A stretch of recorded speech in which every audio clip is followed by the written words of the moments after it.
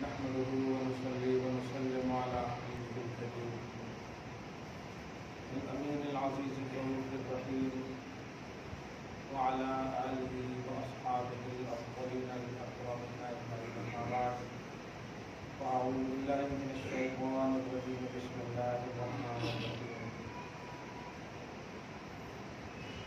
قل هلم شهداءكم الذين يشهدون أن الله حرم هذا فإن شهدوا فلا تشهد معهم ولا تتبع أهواء الذين كذبوا بآياتنا والذين لا يؤمنون بالآخرة وهم بربهم يعدلون صدق الله العظيم.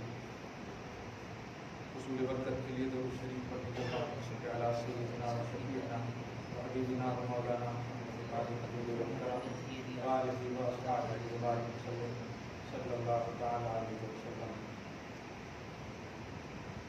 سورہ نام سورہ نمبر 6 کی آیت نمبر 151 کا درس ہونے والا ہے 151. اس میں ان مشرکین اور بت پرستوں کو زجر و توبیخ کی جا رہی ہے، ڈانٹا جا رہا ہے کہ جن چیزوں کو اپنی خواہشات نفس کی بنیاد پر حرام قرار دیا ہے، کچھ تو بیس ہوگا، کچھ تو اس کی بنیاد ہوگی، کچھ تو اس کے شواہد ہوں گے. اللہ پاک اپنے محبوب دانائے غیوب محمد عربی صلی اللہ علیہ وآلہ وسلم سے خطاب فرماتے ہوئے ارشاد فرماتا قل حبیب مکرم آپ ارشاد فرمائیے حلم شہداءکم لاؤ اپنے تمام وٹنس کو، تمام گواہوں کو لاؤ، الذین یشہدون جو یہ گواہی دیں کہ ان اللہ حرم ھذا کہ اللہ نے بے شک ان چیزوں کو حرام کیا ہے. جو وہ لوگ اپنے سے حرام بحیرہ، صاحبہ، وسیلہ یہ سب جانوروں کو جو حرام کیے تھے، اللہ پاک کہہ رہا حبیب ان سے پوچھیے کہ تمہارے پاس کون ہے ان کی حرمت پر دلیل. اس سے ایک بات یہ بھی معلوم ہوئی ماشاءاللہ الحمدللہ کہ کسی چیز کی حرمت کا دعویٰ کرنا بھی محتاج دلیل ہے. یعنی اگر کوئی کہے کہ یہ حرام ہے تو دلیل ان پر لازم ہے. یہ بڑی اہم بات ہے. آج سڈنلی اور دھڑلے انداز میں لوگ بول دیتے ہیں فاتحہ حرام ہے، نظر نیاز حرام ہے، یہ حرام ہے، وہ حرام ہے. حرام کی جو فہرستیں ہیں بالکل نان اسٹاپ جو گنانا شروع کر دیتے ہیں. قرآن پاک کے اس شہبارے سے یہ تصور مل رہا ہے کہ دلیل حرمت بھی چاہیے. دلیل صرف اتنا کہہ دیں گے کہ اللہ نے نہیں کہا، نہیں، دلیل حرمت بھی چاہیے. مطالبہ کا حق ہے. اگر کوئی کسی چیز کو حرام کہہ رہا ہے تو اس کے لیے دلیل دینے کا ان پر لازم. ان اللہ حرم ھذا کیا اللہ نے اسے حرام کیا ہے، لاؤ. مگر اس کے بعد جو ایک اہم بات قرآن پاک سے آپ ملے گی، قرآن پاک کے حکم کو نص بھی بولتے ہیں، نون صاد. جیسے کبھی سنے ہوں گے نص قرآنی، کیا اس پر کوئی نص وارد ہے؟ تو قرآن کی بھی آیتوں کو یا حکم کو نص بولتے ہیں اور حدیث کو بھی نص بولتے ہیں. نص قرآنی سے ثابت ہے یا نص حدیث سے ثابت ہے. نص بمانا وضاحت، قرآن کا ریفرنس. تو عموماً نص کا لفظ استعمال ہوتا ہے. منصوص اسی سے ہے، یعنی حکم یہ منصوص ہے. اس کی دو قسمیں ہیں اصل، ایک ہے قطعی اور ایک ہے ظنی. قطعی کا مطلب یہ ہوتا ہے کہ اس میں ذرہ برابر بھی شک نہیں کرنا. جیسے ذالک الکتاب لا ریب فیہ، یہ قرآن ہے جس میں شک کی کوئی گنجائش نہیں. اب اس پر اگر آپ کہیں گے کہ یہ قرآن ہے، دلیل کیا ہے؟ نہیں. اگر آپ نے ایسا سوچ لیا ایمان کیا ہے، ایمان سے باہر والے اگر ایسا کر رہے ہیں تو وہ اس کو تو حق کیا پورا ہی حق ہے. ہاں، لیکن دائرۂ ایمان میں آپ ایسا نہیں بول سکتے. تو قطعی فرمان اور قطعی شے میں شکوک و شبہات اور تذبذب نہیں ہوتا، شک کی گنجائش نہیں ہوتی. उसी बेस पर एक जुमला कह रहा हूँ हज़रत सैयदना इमाम आज़म के हवाले से, जो बात मशहूर भी है और बड़ी ऑथेंटिक बात है। हुजूर का खातम होना यानी लास्ट नबी होना, आखिरी नबी होना, ये नस्से कुरानी कतई से हासिल है, नस्से कुरानी कतई से हासिल है। अब इस पर शक्को शुबा या इस पर कुछ भी चू चरा करना ये कुफ्रे सरी है। मैं उनकी वजाहत इस लफ्ज में कह दूं, इमाम आज़म कहते हैं अगर हुजूर की नबूवत पर कोई दलील मांगे वो काफिर है। हुजूर के आखिरी नबी होने पर अगर कोई दलील मांगे तो वो काफिर है। वजह क्या है? इसलिए नहीं कि वो मतलब कुफ्र एंड कंपनी मशीन रखे हुए, ऐसा नहीं है, बल्कि नस्से कुरानी और कतई का इनकार है, और ये इनकार ही कुफ्र है, ये गाली नहीं है, ये हकीकत है। व खातमन नबीयीन, ये कुरान पाक का हुक्म है। तो ऐसे ही हुर्मत की दलील तो डांटने के लिए मांग रहा है अल्लाह ताला, हालांकि जान रहा है कि ये हराम अपने मन से किया, लेकिन ये डांटने के लिए। तो एक तो ये मिला कि कोई भी चीज का अगर हराम होने के एतबार से कोई दावा कर रहा है तो आप उनसे दलील मांगे। अब सिर्फ यही नहीं कि नबी नहीं करे, सहाबा नहीं करे, इन्होंने नहीं करे, उन्होंने, ये कोई दलील नहीं है। ये दलील सबसे पहले होना चाहिए कुरान, उसके बाद अहादीस, उसके बाद अमल सहाबा का पहलू आता है। अब हर चीज में ये बोल देते नबी नहीं करे, सहाबा नहीं करे, तो कौली चीज दलील नहीं है, खाली करने ही वाली चीज। करे का मतलब यही ना हुआ कि बस नबी ने जो किया बस वही दलील है, नबी ने जो कहा वो दलील नहीं, या सहाबी ने जो किया वही दलील है, सहाबी ने जो कहा वो दलील नहीं। ऐसा कैसे हो? नबी की तो खामोशी भी दलील है। कहना और करना तो बहुत बड़ी बात है दलील की, नबी की खामोशी भी दलील है। अल्हम्दुलिल्लाह।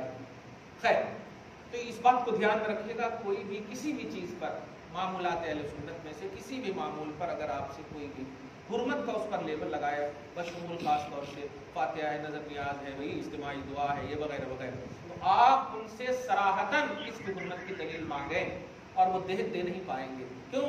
उनका मकसद ही इंतशार और इफ्तराक। खैर, अब दूसरी बात ये कि कतई अहकाम पर शक व शुबा का पहलू नहीं होना चाहिए। हुजूर सल्लल्लाहु अलैहि वसल्लम आखिरी नबी हैं, हुजूर सल्लल्लाहु अलैहि वसल्लम नूरी मखलूक है।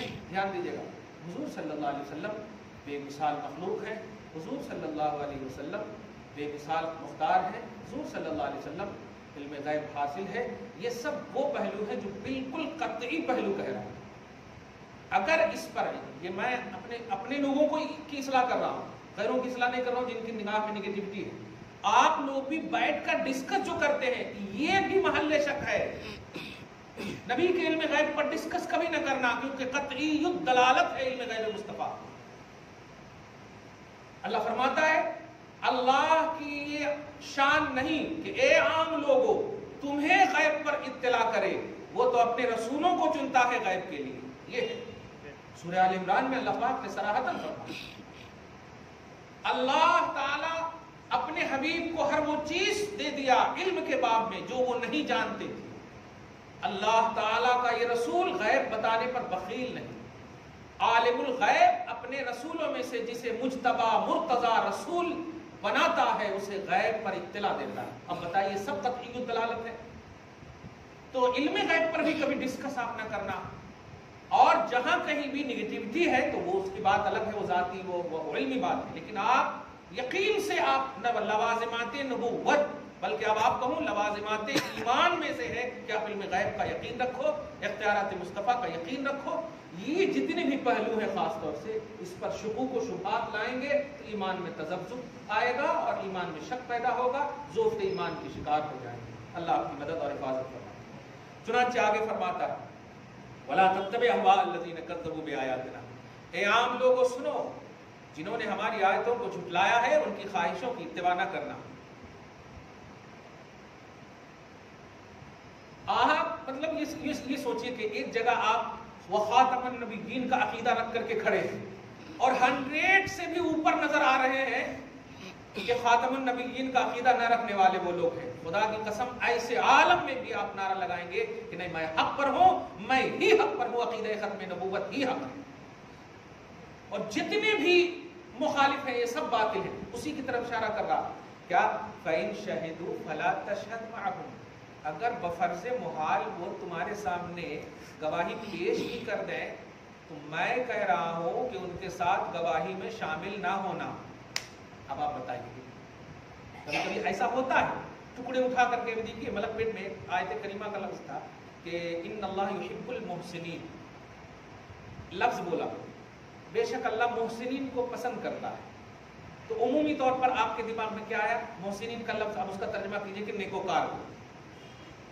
عمومی طور پر یہ مفہوم ہے کہ اللہ تعالیٰ نیکوکار کو پسند کرتا ہے۔ کیا ہے عام مفہوم نیکوکار کا؟ نمازی ہونا، حاجی ہونا، غازی ہونا، یہی تو ہے۔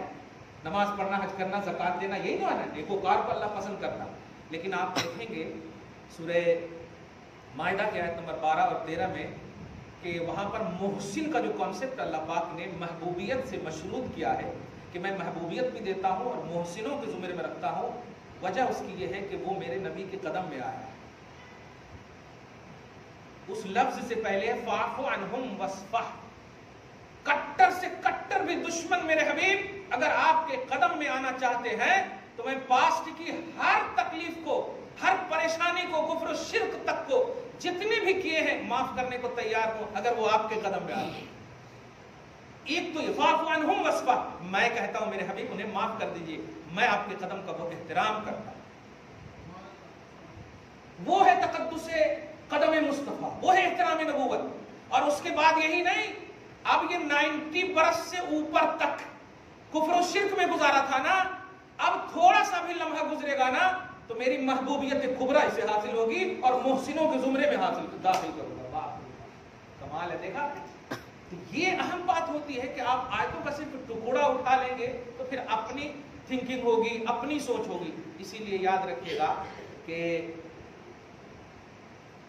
لینگویج جو ہوتا ہے نا، اس کا موجد اس لینگویج کا زیادہ مطلب اور معنی سمجھتا ہے، یا پھر اس نے جس کو آتھینٹک بنایا ہو یا اس کو آتھرائز کیا ہو وہ زیادہ جانتا ہے۔ میں بڑی اہم بات کہہ رہا ہوں اور اس بات کو سمجھیے گا کہ آپ ڈکشنری سے قرآن کو کبھی مت سمجھیے گا، آپ ڈکشنری سے حدیث کو کبھی مت سمجھیے گا، کیونکہ عربی کا موجد اللہ ہے اور آتھرائز محمد الرسول اللہ۔ یا تو صرف آپ کو اللہ یعنی توحید کے آئینے میں سمجھ سکتے ہیں آپ، یا پھر مصطفیٰ جان رحمت صلی اللہ علیہ وسلم کی بارگاہ میں۔ اپنی لائبریری کی ڈکشنری سے قرآن کو نہیں سمجھ سکتے، اپنی لائبریری کی ڈکشنری سے قرآن اور حدیث کو آپ نہیں سمجھ سکتے، کیونکہ اس لینگویج کا موجد اللہ ہے، اور جو موجد ہوتا ہے، جو فاؤنڈر ہوتا ہے، وہی جانتا ہے کہ اس کا کیا ہے تقاضا، اس کے کیا ہے معنی اور اس کے کیا ہے مفہوم۔ اپنے من سے بول دیتے ہیں لوگ کہ وہ یہ ہے نا، اس کا معنی یہ ہے، اس کا معنی وہ ہے، اس کا معنی وہ ہے۔ آپ یہ کہہ سکتے ہو کہ اس کا معنی میرے تطبع میں، میرے نالج میں یہ ہے، بس اتنا بول سکتے ہیں آپ، لیکن حقیقی مفہوم رب جانتا ہے۔ خیر آگے دیکھیں آپ، تو اگر یہ بفرض مہار لا کر کے بھی دے دیں، میں خصوصاً آپ لوگوں سے کہہ رہا ہوں کہ ہوتا ہے نا، اب آپ لوگ کبھی کبھی ترمذی شریف کی حدیث ہے یار، بڑے بڑے لوگ کبھی کبھی پھسل جاتے ہیں، حدیث میں کہتے ہیں نا لو 100 یقین رہتا ہو ہی نہیں سکتا، لیکن چونکہ نسبت کر دیتے ہیں، قرآن میں ہے، حدیث میں ہے، ہم لوگ اتنے باادب ہیں کہ نام ہی سن کر کے ہیبت ہونے لگتی ہے کہ نہیں؟ قرآن اور حدیث کا نام ہی سن لیتے ہیں الحمدللہ تو ہیبت ہو جاتی ہے۔ ایسا کیسے ہوتا ہے کہ کون تو غلط تو نہیں ہوتا، قرآن میں حدیث میں ہے کہ نہیں؟ لیکن آپ جب ریفرنس ٹو کانٹیکٹ یعنی آپ رابطہ کریں گے نا، ایکسٹ حدیث کو دیکھیں گے تو آپ کو اوپر نیچے معلوم ہوگا۔ جیسے میں نے ابھی سورہ مائدہ کے حوالے سے کہا کہ محسنین وہ نہیں ہے جو نماز اور روزہ اور حج اور زکوٰۃ کرے، محسنین وہ ہے جو مصطفیٰ کا قدم چومے۔ جو دیکھیں گے تب آپ کو یہ ریئلٹی معلوم ہو، ورنہ اپنی اردو زبان میں اپنے حساب سے اپنی تھنکنگ سے اس کا بیک گراؤنڈ بغیر دیکھے ہوئے فٹ کر دیں۔ خیر تو فلا تشہد معہم، آپ ان کی گواہی کو ہرگز نہ ماننا، اگرچہ وہ گواہی میں 100% لگتا ہو کہ یہ صحیح ہے، پھر بھی نہ ماننا، کیونکہ جو نبی کہے گا وہی صحیح ہے، اور نبی کے خلاف کہنے والا صحیح ہو ہی نہیں سکتا۔ وَلَا تَتَّبِعْ أَهْوَاءَ الَّذِينَ كَذَّبُوا بِآيَاتِنَا، اور ان لوگوں کی خواہش کی اتباع نہ کرنا جنہوں نے ہماری آیتوں کو جھٹلایا، وَهُمْ وَالَّذِينَ لَا يُؤْمِنُونَ بِالْآخِرَةِ، اور ان کی بھی بات نہ ماننا جو آخرت پر یقین نہیں رکھتے۔ آج بڑی چیخ رہے ہیں، بڑی چیخ چلا رہے ہیں لوگ کہ جو کچھ ہے یہی ہے، کھا لو پی لو مستی جو کرنا ہے کر لو، اور کر بھی رہے ہیں، خود بھی کر رہے ہیں، دوسروں کو بھی کرنے کی تلقین کر رہے ہیں، لیکن وہ یہ نہیں جانتے ہیں کہ ان کا انجام کیا ہونے والا ہے، ان کا حشر کیا ہونے والا ہے۔ یاد رکھیے گا आप बिच्छू से कभी न डरिए, आप सांप से कभी न डरिए। हमने सुना है कि सांप और बिच्छू जब अजाब कब्र के लिए डाला जाएगा, ध्यान दीजिए, तो एक डंक अगर मार दे, एक डसना हो जाए तो 40 साल तक उसका जहर रहेगा। ये है उसका मतलब उसकी तासीर। लेकिन आप याद रखिएगा कि बिच्छू हो या सांप हो, ये भी अल्लाह की मखलूक है। अगर आपके सीने में नबी की मोहब्बत है तो वो आपका अदब तो कर सकता है, आपका पांव तो चूम सकता है, आपको डंक नहीं मार सकता। और उसकी खुली मिसाल में प्रैक्टिकली दूं, आज चले जाइए आप बहराइच शरीफ में, यूपी की सरजमीन है, हजरत सैयद मसूद सालार गाजी रहमतुल्लाह अलैह, उनके पूरे कब्रों पर बिच्छू रहते हैं और लोग जो हैं ऐसे हाथ से हटाते हैं। मैं जिस यूनिवर्सिटी में पढ़ा हूँ जामिअतुल अशरफिया मुबारकपुर है, हम लोगों के मतलब ये कि सूटकेस में बिच्छू रहते थे, जेब में कभी कभी बिच्छू आ जाते थे। लेकिन हुजूर हाफिज़ मिल्लत ने कह दिया है कि इस ग्राउंड में, इस इदारे में हर आने वाले तालिब इल्म का अदब तो कर सकते हो, डंक मारने के तुम्हें हुक्म नहीं है। जब आम वलियों के हुक्म को वो मान सकते हैं तो सोचिए आप गुलामाने नबी बनकर जाएंगे तो क्या आपको नहीं पहचानेगा? बिच्छू कोई खालिक नहीं है, बिच्छू मखलूक है। उसे भी मालूम है कि हमें किसे डंक मारना है, किसे नहीं मारना है। इसलिए डरना नहीं है। आप गुलामी रसूल में सीना को कुशादा रख कर रहिए, इंशाअल्लाह अल्लाह पाक आपको हम सबको अज़ाब कब्र से बचाए, जरूर बचाए। वहुम बिरब्बिहिम यादिलून, उन लोगों की भी बात न मानिए जो अपने रब के साथ इक्वल ठहराते हैं, शरीक करते हैं। हबीब मुकर्रम कहिए, ताल वतलु मा हर्रम अलैकुम रब्बुकुम, आओ मैं तुम्हें बताता हूँ। क्या बात है, बोली खुदा की है, मुस्तफा से बुलवा रहा है मौला। हबीब आप कहिए कि आओ मैं तुम्हारे सामने तिलावत करता हूं कि तुम्हारे रब ने तुम पर क्या क्या हराम किया है। क्या बात है, देख रहे हैं, अतलु मा हर्रमा अलैकुम रब्बुकुम या रब्बुकुम अलैकुम, क्या हराम है तुम्हारे ऊपर तुम्हारे रब की जानिब से, ये मैं तुम्हें बताता हूं। हबीब मैं तुम्हें ऑथेंटिक कर रहा हूं, आप उनको बताइए। क्या बात है, खुदा की कसम, हुक्म खुदा में अगर आप गौर करेंगे ना तो यहीं से आप वसीला के कायल हो जाएंगे। हुक्म खुदा ही में गौर करेंगे आप, क्योंकि कोई भी इस्लामी हुक्म आपको अल्लाह पाक ने डायरेक्ट दिया ही नहीं है।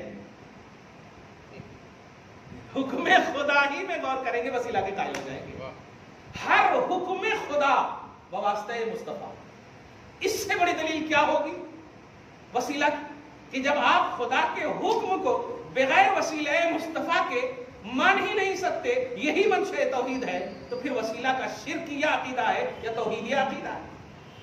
वसीला ही तौहीद है, वसीला ही तौहीद है, इस बात को ध्यान रखिए।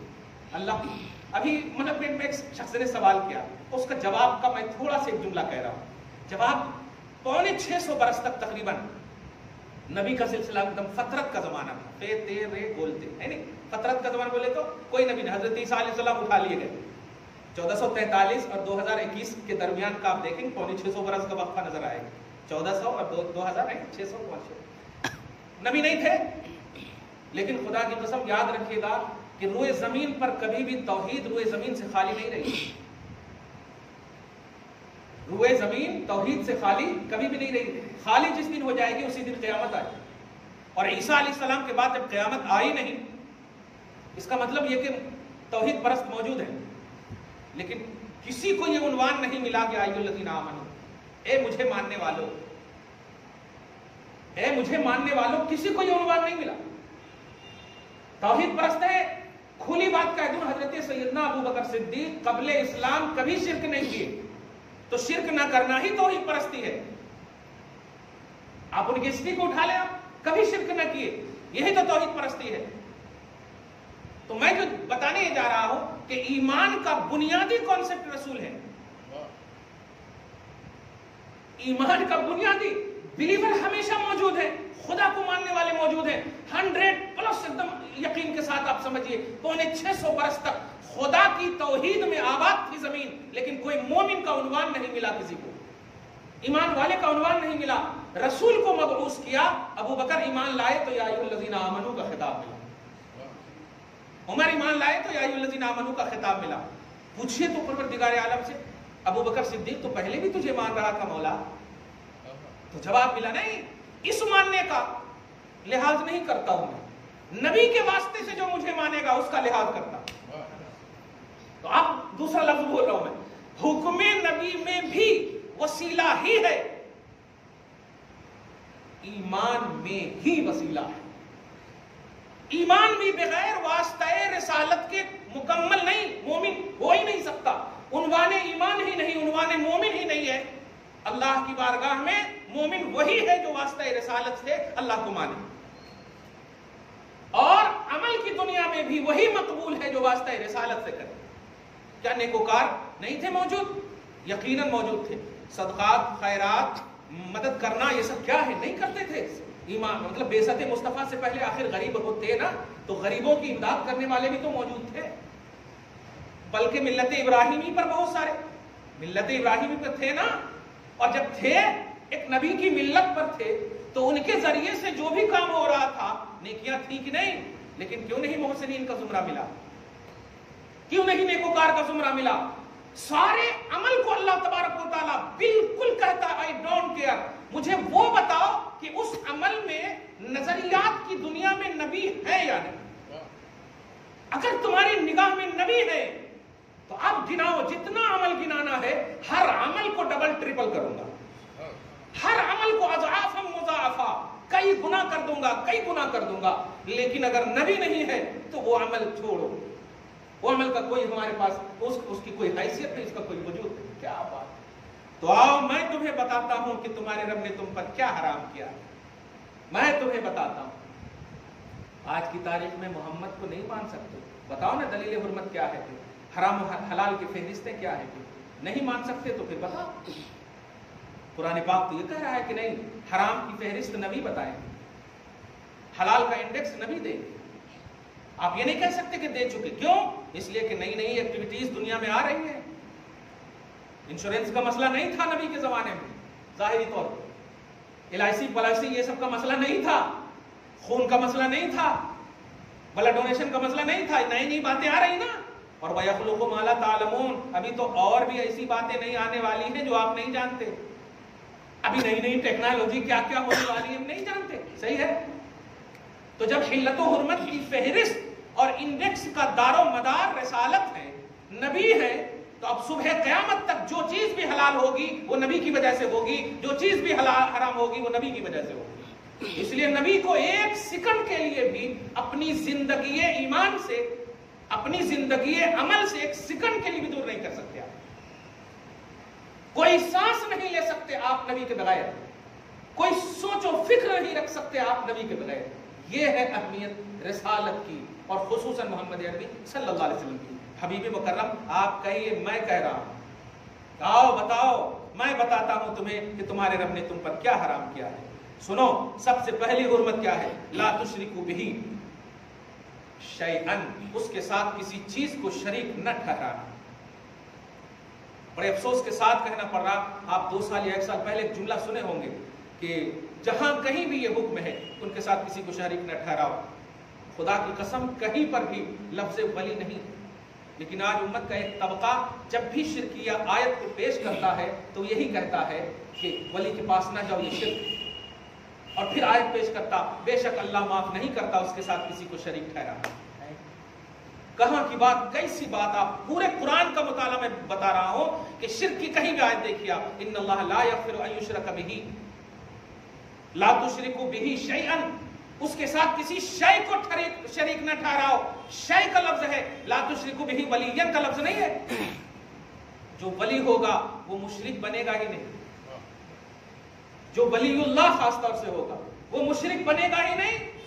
ولی تو اللہ کی عطا سے بنتا ہے، وہ پارٹنر بن کر کے ولی نہیں ہو سکتا۔ ولی تو تحت عطا ربانی کا نام ہے، اللہ کی عطا کے تحت جو رہے، اللہ کے پرتبے کرم میں جو رہے اسے ولی کہتے ہیں۔ جو اپنی میں کو اللہ کے تابع کر دے اسے ولی کہتے ہیں۔ پھر اللہ کہے کہ ہاں میں، زبان اس کی ہے میں بول رہا ہوں، ہاتھ اس کا میں بول رہا ہوں، دیکھیے، تو جب اپنے سارے وجود کو اللہ کے حوالے کر دے اسے ولی کہتے ہیں۔ اللہ کے بازو میں جو بیٹھا رہے، اللہ کے شریک ہو کر کے رہے، اسے ولی نہیں بولتے۔ لیکن آج آپ سنے ہوں گے ہر آیت بے شک اللہ شرک کو معاف نہیں کرتا، تو بتاؤ نا بھیا، شرک کا ولی کو ماننا شرک ہے؟ اگر ولی کو ماننا شرک ہے تو پھر قرآن شرک کا درس دے رہا ہے. الا ان اولیاء اللہ لا خوف علیہم ولا هم يحزنون. سنو، اولیاء اللہ وہ ہیں جن پر کوئی خوف اور کوئی غم نہیں ہے. کیا کہنا چاہ رہا ہے؟ خالی اسٹیٹس بتانا چاہ رہا؟ نہیں، عزت کرو، بنو، کوشش کرو، محبت کرو، ان کو اپنا آئیڈیالوجی کے طور پر انہیں استعمال کرو. کونوا مع الصادقین، سچوں کی صحبت میں رہو. مگر آپ بس اللہ اللہ اللہ. ارے قرآن کا تو تقاضا ہی ختم کر دیا اس طبقے نے. قرآن نے کہا تھا صراط مستقیم کے 4 انڈیکس ہیں. قرآن نے کہا تھا سچوں کی صحبت رہو. قرآن نے کہا تھا وسیلہ ڈھونڈ کر لاؤ. قرآن نے کہا تھا نماز پڑھ لو تو جاؤ اللہ کا رزق تلاشو. کمال ہے، نماز بھی تو ہم اللہ ہی کے لیے پڑھ رہے تھے نا، دعا بھی کہ اللہ رزق عطا کر. مگر کہہ رہا ٹھیک ہے دعا کر لیے نا، ہاں میرا آرڈر ہے چل باہر رزق تلاش ہو جاتے. کمال ہے. رزاق ہو کر کے کہہ رہا، حکم دے رہا رزق تلاش ہو. کبھی آپ نے اعتراض کیا؟ نہیں اعتراض کیا آپ نے. تو یہ سب شہپارے ہیں توحید کے. آپ اللہ پر ایمان رکھتے ہو بے شک، لیکن اللہ پر ایمان رکھنے کا یہ بھی مطلب ہے کہ اللہ کو بھی مانو اور اللہ کی بھی مانو. آپ کو اللہ کو بھی ماننا ہوگا اور اللہ کی بھی ماننا ہوگا. اور اللہ جب کہہ رہا ہے کہ وسیلہ لاؤ تو آپ کو لانا ہوگا. اب اپنے ہی عمل کا وسیلہ لاؤ تو لاؤ، لیکن ہم ایک بات ضرور کہیں گے کہ تم سے بھی افضل ہے. جب تم سے افضل ہے، جو تیرا عمل وسیلہ کے قابل ہے، تو تجھ سے جو افضل ہے وہ بدرجہ اولا قابل ہے وسیلہ کے. کلیئر بات ہے. جب آپ کا عمل آپ کا وسیلہ بن سکتا ہے تو حسین کا عمل وسیلہ کیوں نہیں بن سکتا؟ میرے ماں باپ کا عمل وسیلہ کیوں نہیں بن سکتا؟ ان کی دعا وسیلہ کیوں نہیں بن سکتی؟ یہ ڈویژن کیوں؟ نفس وسیلہ کو سمجھو. یہ کانسیپٹ ہے توحید. مقصود خدا سمجھو، منظور خدا سمجھو، خدا کا مقصد سمجھو. خدا کا مقصد یہ ہے کہ میں تو ہے ہی ہوں، تو نہیں تھا، میں ہوں. میں تو ہے ہی ہوں، لیکن تمہیں وجود دینے کا مقصد میں نہیں، تمہیں وجود دینے کا مقصد تو ہے. تیری شناخت کیا ہے، تعارف کیا ہے، پہچان کیا ہے؟ تیری پہچان بتانا چاہتا ہو. وہ پہچان ہے نبی کی غلامی، وہ پہچان ہے رشتہ غلامی محمدی. یہ اگر لاؤ گے تو میں خوش ہوں گا، ورنہ میں اگر ہوں تو میں تو ہے ہی ہوں. مجھے ضرورت کیا تھی 1,24,000 کم و بیش انبیاء کرام کو بھیجنے کی؟ کیا ضرورت تھی؟ میں قادر ہوں بغیر بھیجے سب کے دل میں اپنے آپ کو ڈال سکتا ہوں. لیکن نہیں، یہ سب کرنے کا صرف مقصد یہ. اور سب سے بڑی بات کہوں، ہم آپ تو ناپاکی سے بھی منسوب ہوتے ہیں، ناپاکی سے بھی متصف ہوتے ہیں کہ نہیں؟ تو ہماری عبادت اور فرشتے کی عبادت، تھوڑی دیر کے لیے آپ سوچئے، ہم ناپاک بھی ہوتے لیکن فرشتے تو نیچرلی طور پر پاک ہے نا. تو اگر اللہ تعالیٰ تسبیح مقصود ہوتا، پاکی بیان کروانا مقصود، نماز پڑھوانا مقصود، عبادتیں کروانا مقصود، تو پھر پاک لوگوں سے تو زیادہ تھا نہ لینا. پھر فرشتے کافی تھے نا ان کے لیے، عبادتوں کے لیے فرشتے کافی تھے. ہمیں کیوں ہماری پہچان تو بتاؤ. ہماری پہچان یہ ہے کہ 90 سال کی عمر کفر و شرک میں گزر جائے، ایک لمحہ. آپ بخاری شریف کی وہ حدیث پڑھیے گا نا، تو جب بھی پڑھیے گا قسم خدا کی آپ کا ایمان تازہ ہوگا. ایک یہودی کا بچہ تھا جو نبی سے بہت پیار کرتا تھا، چھپ چھپ کر نبی کی بات سنتا تھا جا کر، چھپ چھپ کر. اتنا عزت نبی کی ان کے دل میں بیٹھ گئی تھی کہ نبی نے بھی ان کو بڑی محبت کی نگاہ سے نوازا تھا. جب بھی وہ بچہ آتا ان کی طرف دیکھتے، مسکراتے، جب بھی جاتا پیار کرتے، شفقت کرتے. ایک دن جب مجلس میں نہ آیا، نبی نے ایک اطلاع بھجوائی کہ وہ بچہ کیوں نہیں آیا. معلوم ہوا کہ بچہ سخت بیمار ہے. صحابہ کے ساتھ نبی تشریف لے گئے. کس کے گھر میں بتایا؟ یہودی کے گھر. محبت کا کانسیپٹ سمجھیے گا. اور اس کا باپ اتنا پڑھا لکھا یہودی تھا، اتنا پڑھا لکھا، بلکہ نبی کا سخت دشمن تھا.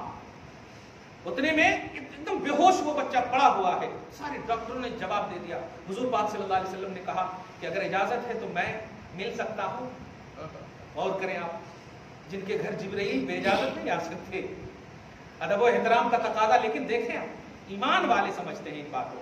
حضور پاک صلی اللہ علیہ وسلم جیسے ہی گئے، اس بچے، وہ جو بچہ بہت دیر سے بلکہ بہت دن سے کیا تھا؟ بے ہوش تھا. نبی کی آہٹ کی خوشبو نے اسے ہوش ملا دی. وہ بچہ اپنی آنکھ کو کھولتا ہے اور مسکراتا ہے، آ گئے میرے آقا. لیکن سڈنلی جب باپ پر نظر پڑتی ہے تو ڈر جاتا ہے کہ میرا باپ تو محمد کا بڑا دشمن ہے.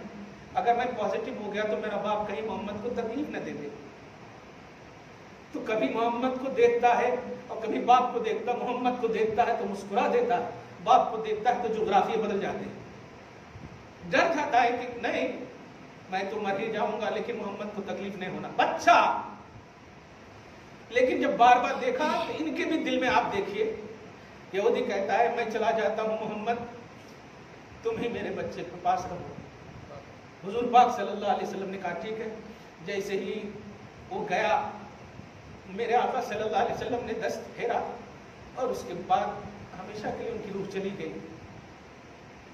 پڑھ لیا تھا اس نے کلمہ محمد، میں تجھ کو مانتا ہوں، تیرے رب کو مانتا ہوں، میں تجھ سے پیار کرتا ہوں، یہ بولتے بولتے چلے گئے۔ اب اس کے بعد میرے آقا اشکبار ہو رہے ہیں اور صحابہ کے ساتھ جاتے ہوئے جو جملہ کہہ رہے ہیں، بخاری کا جملہ ہے الحمدللہ الذی انقذہ من النار، اللہ کا کتنا احسان ہے کہ عین وقت پر اللہ نے اس بچے کو جہنم سے آزاد کر دیا میرے وسیلے سے۔ انقذہ من النار، اللہ پاک نے اس بچے کو بچا لیا میرے ہاتھ پر، میری وجہ سے بچا لیا۔ یہ ہوتا ہے نبی صلی اللہ علیہ وسلم کی وجہ سے۔ کیا اللہ قادر نہیں تھا کہ اس کے دل کو پھیر دے ایمان کے لیے؟ نہیں، اللہ تعالیٰ ہم سب کو یہی چاہتا ہے کہ اب تمہاری زندگی کا ہر شعبہ میرے حبیب کی وجہ سے گزرے۔ جب غیروں نے پازیٹیوٹی دکھائی تو میں نے اسے جہنم سے بچا لیا۔ اے امت کے بلیور، اے امت کے ایمان والوں، تم کو کم سے کم ایمان کا لحاظ کرو، نبی کو ہر حال میں پازیٹیو رکھو اور چاہو تو انشاءاللہ سارے گناہ تو مٹیں گے ہی، درجے بھی بلند ہوں گے۔ دعا ہے اللہ تعالیٰ آج کی اس خصوصی گفتگو کو حبیب پاک صاحب الاولاد کے وسیلے سے قبول فرمائے، اپنی شان کریمی کے مطابق اجر عطا فرمائے، گھر بار میں اولاد کی برکتیں عطا فرمائے، اصلوں کی بخشش فرمائے، نسلوں کی حفاظت فرمائے۔ وصلی اللہ تعالی علی خیر خلق محمد وآلہ واصحابہ اجمعین برحمتک یا ارحم الراحمین۔